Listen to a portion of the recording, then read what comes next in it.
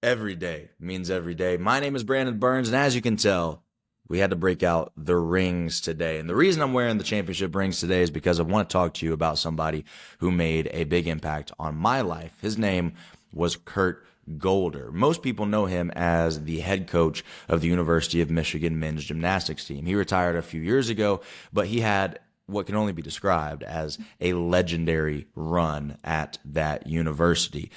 4 NCAA titles, 6 Big Ten championship titles, as well as a whole host of Olympians that he trained through his program that he ended up sending to the Olympic Games. I mean, he is a legend in the realm of men's collegiate gymnastics, and I learned a lot from him. He had a lot of good coaching qualities that I learned about from him. He was a very level-headed coach. He was a very reasonable and rational coach.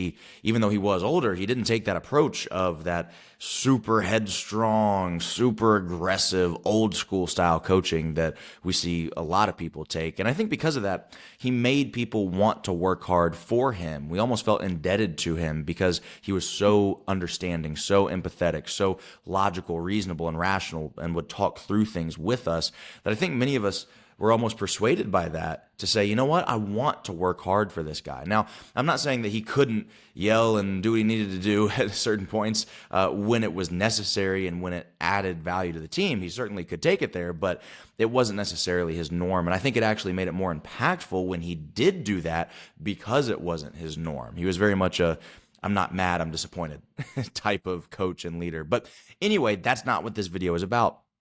This video is about his mentality when it comes to winning. Now, I always thought that it was amazing for somebody who was so accomplished in the sport as he was, that he was always forward looking. And what I mean by that is no matter how many of these championship rings that he had, whenever anyone would ask him, whether it be an athlete, a parent, a reporter, anybody, if you asked Kurt Golder, hey, what's your favorite championship ring? What's your favorite moment? What's your favorite victory? What's the most meaningful moment of your career? What's the biggest, most fulfilling win or victory of your career?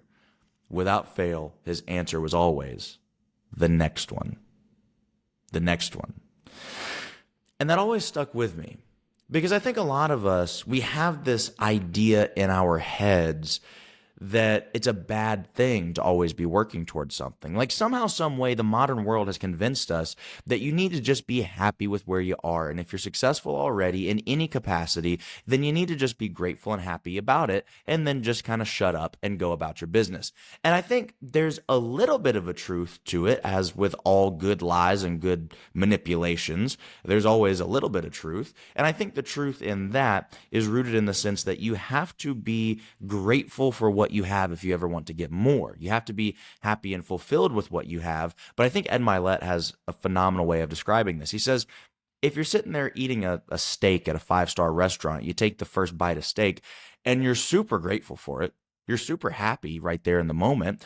You're very fulfilled by it, but you still want more. You're not going to not take the second bite just because you're super happy with the first bite. That's nonsensical.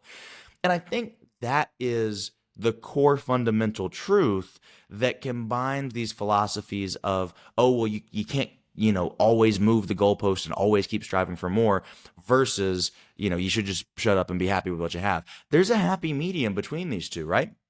Yes, you should always strive for more. Yes, you shouldn't be content with where you are. Now, you can be, again, happy, grateful, and fulfilled with where you are.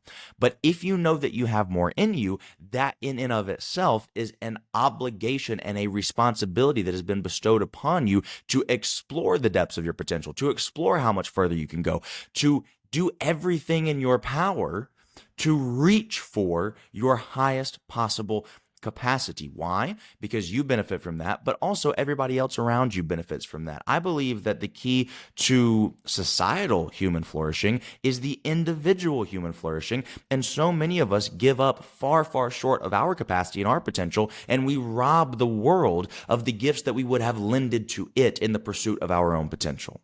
And I don't think that that's really a decision that we should make. I don't think that's a decision we have the right to make. I think that is something that we have a responsibility and an obligation to give to ourselves, to God, and the world. And that is the fulfillment of our utmost potential. That's your purpose. If you're sitting here struggling, like, man, what's my purpose in life? What should I be doing? That's what you ought to be doing. That's your purpose. That's the main thing that I want you thinking about every single day from this point forward. And so with that being said, don't listen to those people that say, oh, you can't keep moving the goalpost. Just be happy where you are. Be happy, but always keep the next victory, the next win, the next accomplishment. Always keep that in mind. You know, there's been studies done that show that the dopaminergic systems, the circuitry in your brain that releases dopamine, the feel-good chemical, when you have an accomplishment, they're activated more by progress than they are by fulfillment.